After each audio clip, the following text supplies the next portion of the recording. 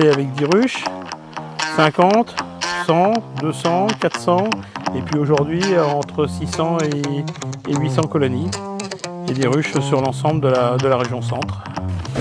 Ouais, bon, encore deux, puis c'est 2-3, c'est bon micro. On les a. On est sur une période de fin de saison. On est en train de préparer, je dirais 2021.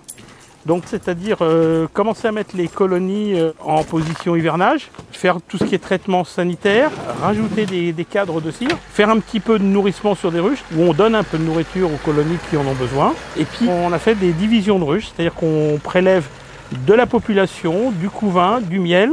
On va mettre ça dans des nouvelles ruches. Et la journée de demain et d'après-demain, ça va consister à mettre dans ces ruches, dans ces ruchettes, des rennes pour avoir des nouvelles colonies pour encore augmenter, je dirais, le cheptel pour l'année 2021.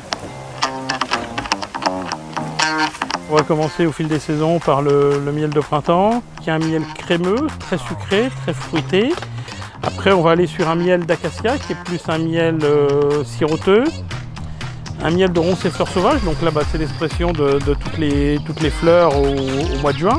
Sur un miel de sarrasin, c'est un miel très fort, très expressif, donc qui va plutôt être utilisé pour de la cuisine, c'est le miel du pain d'épices par excellence.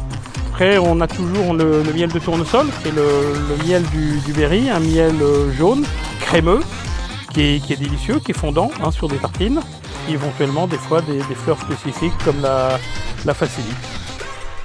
L'ensemble de notre production est sur la région centre. Donc les 600 à 800 ruches sont réparties à peu près dans un rayon de 60 à 80 km autour du siège de l'exploitation, donc à Prissac.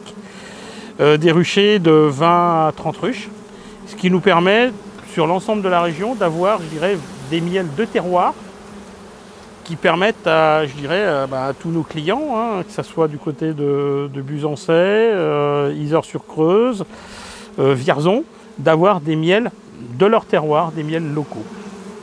On est lié au territoire dans le sens qu'on a une implantation régionale, après locale, et des liens très forts avec l'ensemble des acteurs agricoles du terrain, c'est-à-dire les communes, les agriculteurs qui nous mettent à disposition les terrains, qui nous préparent l'infrastructure des ruchers, les accès, les plateformes où on pose les ruches, et un partenariat très très fort avec le monde agricole avec lequel on travaille en symbiose.